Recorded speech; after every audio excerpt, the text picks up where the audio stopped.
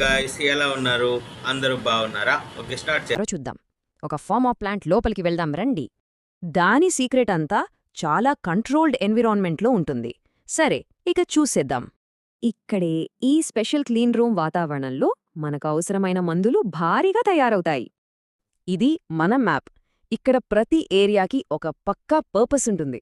అప్పుడే ప్రతిదీ సేఫ్గా ఉంటుంది. ఈ ప్లాంట్ని ఇలా జోన్స్గా విభజించారు. రా మెటీరియల్ నుంచి ఫైనల్ ప్రోడక్ట్ వరకు అన్నీ వేర్వేరుగా ఉంటాయి. ఇది చాలా దశల ప్రాసెస్. ప్రతి స్టెప్లోనూ చాలా కఠినమైన రూల్స్ పాటిస్తారు.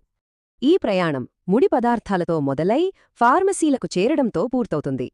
ప్రతి ఒక్క ఇంగ్రీడియంట్ని ప్రొడక్షన్లోకి పంపే ముందే కఠినమైన క్వాలిటీ టెస్టులు చేస్తారు. ఇక్కడే మనకు క్వాలిటీ కంట్రోల్, క్వాలిటీ అష్యూరెన్స్ అనే రెండు ముఖ్యమైన విషయాలు వస్తాయి. సింపుల్గా చెప్పాలంటే క్వాలిటీ కంట్రోల్ అంటే క్యూసీ, ప్రోడక్ట్ని ప్రతి స్టేజ్లో టెస్ట్ చేయడమన్నమాట. దీని ముఖ్య ఉద్దేశ్యాలు క్వాలిటీ స్టాండర్డ్స్ సెట్ చేయడం, దాన్ని చెక్ చేయడం, తప్పులు జరగకుండా చూడటం. క్యూసీ ప్రోడక్ట్ని టెస్ట్ చేస్తే క్యూఏ అసలా ప్రోడక్ట్ తయారు చేసే ప్రాసెస్ కరెక్ట్గా ఉందో లేదో చూస్తుంది. వీటన్నింటికీ ఒక మాస్టర్ రోల్ బుక్ ఉంటుంది. అదే గుడ్ మ్యానుఫ్యాక్చరింగ్ ప్రాక్టీసెస్ అంటే జీఎంపీ. జీఎంపీ అంటే సేఫ్, ఎఫెక్టివ్ మందుల్ని ప్రతిసారి ఒకేలా తయారు చేయడానికి ఫాలో అయ్యే పక్కా రెసిపీ. ఈ జీఎంపీ సారాంశాన్ని 5 Ps అని సింపుల్గా చెప్తారు. అవేంటో చూద్దాం. People, premises, processes, product, procedures. ఈ 5 సరిగ్గా ఉంటే నాణ్యత గ్యారంటీ. ఇన్ని రూల్స్, టెస్టులు అన్నీ కూడా పేషెంట్ సేఫ్టీ కోసమే. టెక్నాలజీ పెరుగుతున్న కొద్దీ మందుల తయారీలో నెక్స్ట్ బిగ్ ఇన్నోవేషన్ ఏమొస్తుందో ఆలోచించటం చాలా ఇంట్రెస్టింగ్.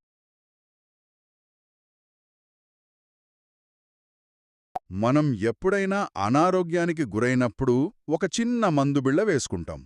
ఆ చిన్న బిళ్ళ కడుపులోకి వెళ్ళగానే తలనొప్పో జ్వరమో మాయమైపోతుందని ఒక నమ్మకం, రైట్? కాని ఆ 1/2 సెంటీమీటరు ఉండే చిన్న బిళ్ళ వెనుక ఒక ఇంజనీరింగ్ అద్భుతం దాగి ఉంది. అవును, చాలా పెద్ద అద్భుతమే దాగి ఉంది. ఈరోజు మన లోతైన విశ్లేషణ ఫార్మస్యూటిక్స్ చాప్టర్ 6 ఆధారంగా సాగుతుంది కదా. అందులో ఇవే విషయాలున్నాయి.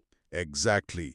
రసాయనాలను ఒక ఫార్ములా ప్రకారం సురక్షితమైన మందులుగా మార్చే ఆ భారీ ఫార్మస్యూటికల్ తయారీ కర్మాగారాలు అసలు ఎలా పనిచేస్తాయి, ముడిసరుకులు ఎలా ఔషధాలుగా మారుతాయనేది ఈరోజు డీకోడ్ చేద్దాం. తప్పకుండా. ఫార్మస్యూటికల్ మ్యానుఫ్యాక్చరింగ్ అంటే కేవలం కెమికల్స్ని ఒక దగ్గర చేర్చడం కాదు. అది అణువణువు నియంత్రించబడే ఒక కఠినమైన పర్యావరణం. అంటే క్వాలిటీ కంట్రోల్, క్వాలిటీ అష్యూరెన్స్, ఇంకా జీఎంపీ లాంటి కఠినమైన నియమాలు మన ఆరోగ్యానికి ఎలాంటి భద్రత కల్పిస్తాయో అర్థం చేసుకోవడమే ఈనాటి మన మెయిన్ మిషన్ అన్నమాట. కరెక్ట్. ప్రతి అడుగు పకడ్బందీగా డాక్యుమెంట్ చెయ్యబడితేనే ఆ ఫైనల్ మందుబిళ్ల మార్కెట్లోకి వస్తుంది. అది ఒక సుదీర్ఘమైన ప్రయాణం. ఆ ప్రయాణం అర్థం చేసుకోవడానికి ఆ మందులు ఎక్కడ తయారవుతాయో అక్కడ్నుంచే మొదలు పెడదాం. నేను చదువుతున్నప్పుడు నాకేమనిపించిందంటే దీన్ని ఒక అతిపెద్ద వంటగదితో పోల్చవచ్చా? వంటగది అంటారా? ఎలాగో కాస్త వివరిస్తారా? అదే, ముడిసరుకులు రావడం, వాటినొక పక్కా ఫార్ములా ప్రకారం కలపడం, ఆ తర్వాత ప్యాక్ చేయడం అంతా ఒక కిచెన్ ప్రాసెస్ లాగే ఉంది కదా. అవును, బేసిక్ కాన్సెప్ట్ అదే. కాకపోతే ఇది సాధారణ వంటగది కంటే లక్షల రెట్లు కఠినమైన వాతావరణంలో జరిగే ప్రాసెస్. ఇక్కడ అత్యంత కీలకమైన పదం క్లీన్ రూమ్ వాతావరణం. క్లీన్ రూమ్ అంటే కేవలం దుమ్ము లేకుండా ఉండటమేనా? అంతకంటే ఎక్కువే. పారిశ్రామిక స్థాయిలో భారీగా మందులు ఉత్పత్తి చేస్తున్నప్పుడు గాలిలో ఉండే కంటికి కనిపించని సూక్ష్మజీవులు కూడా కాలుష్యానికి దారితీయకూడదు. అందుకే ఈ ప్లాంట్ లేఅవుట్ చాలా వ్యూహాత్మకంగా డిజైన్ చేస్తారు. ఓహో, అంటే గాలిని కూడా కంట్రోల్ చేస్తారా అక్కడ? ఖచ్చితంగా.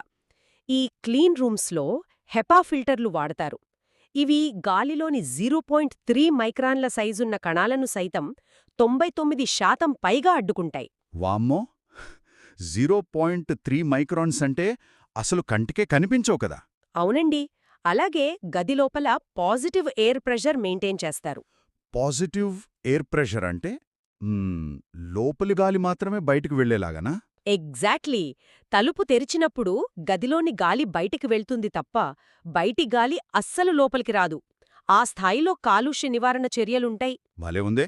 ఇక ప్లాంట్ లేఅవుట్ గమనిస్తే ముడిసరుకుల నిల్వ ప్రాంతం, తర్వాత ఫార్ములేషన్ ప్రాంతం, అంటే ఏపీఐని ఇతర పదార్థాలతో కలిపే చోటు, ఇవన్నీ స్పష్టంగా విభజించి ఉన్నాయి, రైట్? అవును.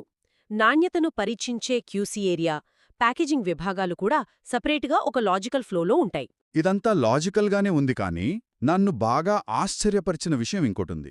ఇందులో సెక్యూరిటీ ఆఫీస్, పవర్ బ్యాకప్ మరియు స్క్రాప్ యార్డ్లను కూడా చాలా కీలకమైన విభాగాలుగా చెప్పారు.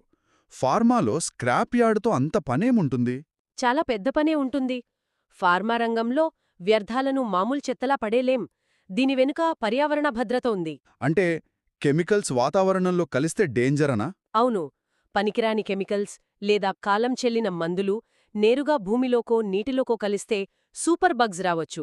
యాంటీబయాటిక్ రెసిస్టెన్స్ లాంటి ప్రాబ్లమ్స్ వస్తాయి. అవును కదా, అది చాలా ప్రమాదకరం. అలాగే కాలం చెల్లిన మందులు బ్లాక్ మార్కెట్లోకి వెళ్లకుండా నాశనం చేయాల్సిన బాధ్యత కూడా ఫ్యాక్టరీలదే.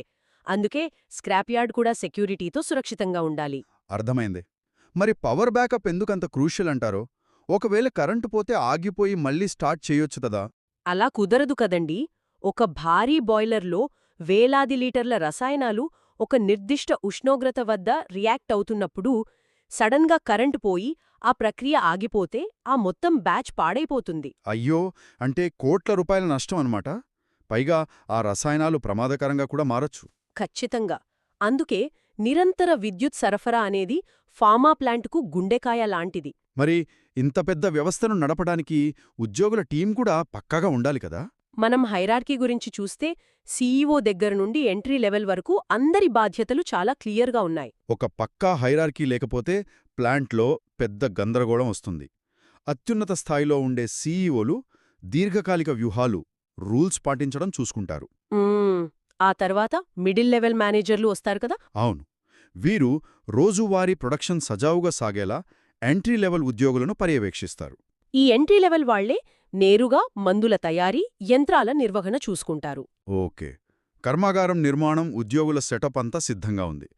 ఇక అసలు ప్రాసెస్ మొదలైనప్పుడు ఆ తయారయ్యే ప్రతి బిళ్ళ సురక్షితంగా ఉందని ఎలా కన్ఫర్మ్ చేస్తారు?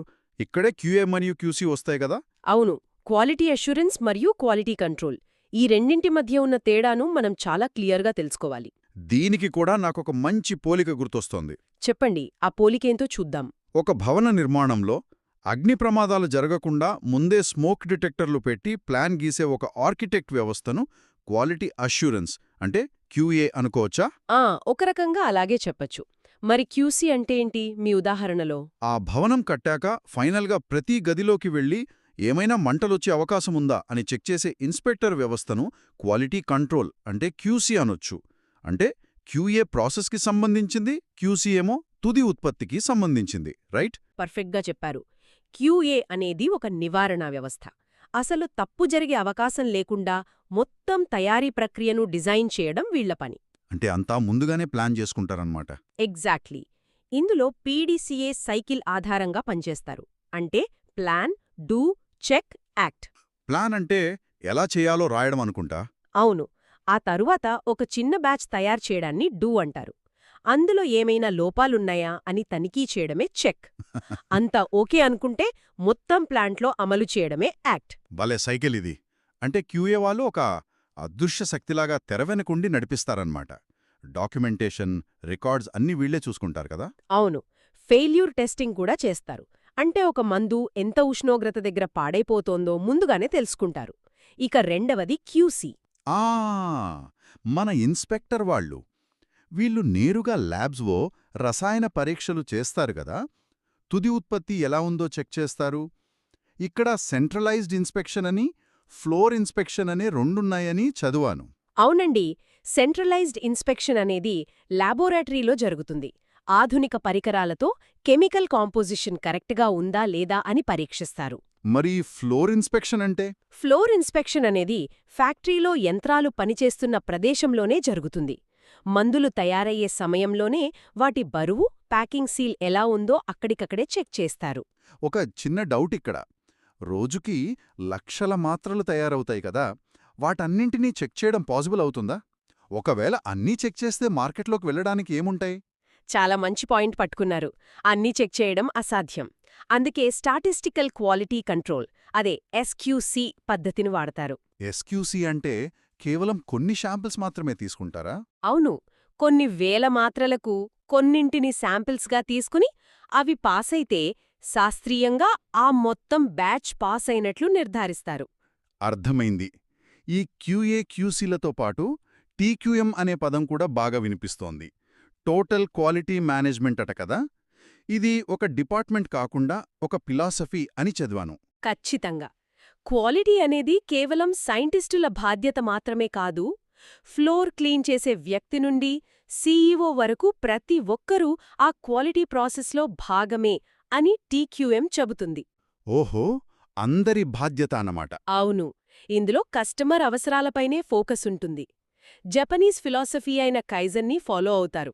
అలాగే 6 సిగ్మా విధానాలను కూడా వాడతారు. 6 సిగ్మా అంటే ఏంటసలు? ఇది చాలా ఫేమస్ పదం కదా. 6 సిగ్మా అంటే ఒక 10 లక్షల ఉత్పత్తులు తయారు చేస్తే అందులో కేవలం 3.4 మాత్రమే డిఫెక్టివ్గా ఉండొచ్చు. అంతటి కఠినమైన ప్రమాణమిది. వామ్మో, 10 లక్షల్లో 3ఏనా? ఇంత పర్ఫెక్షన్ రావాలంటే ఎంప్లాయీ ఎంపవర్మెంట్ చాలా అవసరం కదా. అవును, 8-10 మందితో క్రాస్ ఫంక్షనల్ టీమ్స్ ఏర్పడి సమస్యలు పరిష్కరిస్తారు. యంత్రాల కంటే ముందుగా మనుషుల మైండ్ సెట్ పైనే ఎక్కువ దృష్టి పెడతారు. చాలా ఇంట్రెస్టింగ్. అయితే వేలాది మంది ఉద్యోగులు ఇలా ఒకే లక్ష్యంతో పనిచేయాలంటే అందరికీ ఒక రూల్ బుక్ ఉండాలి కదా, మన రాజ్యాంగం లాంటిది. అదే సీజీఎంపీనా? Exactly. Current good manufacturing practice. అమెరికాలోని ఎఫ్డీఏ లాంటి సంస్థలు ఈ నిబంధనలను విధిస్తాయి. క్వాలిటీ, భద్రత స్థిరంగా ఉండాలంటే ఇవి పాటించి తీరాలి. ఇందులో ఈ కరెంట్ అనే పదం చాలా ఆసక్తికరంగా ఉంది. అంటే రూల్స్ కూడా మారుతున్న టెక్నాలజీతో పాటు అప్డేట్ అవుతూ ఉంటాయన్నమాట. అవును, ఆ సి అనే అక్షరానికి చాలా ప్రాముఖ్యత ఉంది. సైన్స్ ఎప్పుడూ ఒకేచోట ఆగిపోదు కదా.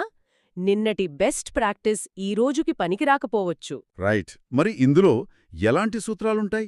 ఇందులో 10 ముఖ్యమైన సూత్రాలు ఉంటాయి. విధానాలను స్పష్టంగా రాయడం, ఎస్ఓపీలను తూచా తప్పకుండా పాటించడం లాంటివి అన్నమాట. ఫార్మాలో ఒక నానుడి ఉంది, కాగితం మీద రాసి లేకపోతే ఆ పని జరగనట్లే లెక్క. If it's not written down, it didn't happen అన్నమాట. ఈ రూల్స్ని 5 పీస్గా వర్గీకరించారు కదా. ఆ 5 పీస్ ఏంటో చెబుతారా? ప్రోడక్ట్, ప్రాసెస్, ప్రెమిసెస్, ప్రొసీజర్ మరియు పీపుల్. ఇవే ఆ 5. ఈ పీపుల్ అంటే మనుషులు అనే పాయింట్ నాకెందుకో చాలా కనెక్ట్ అయింది.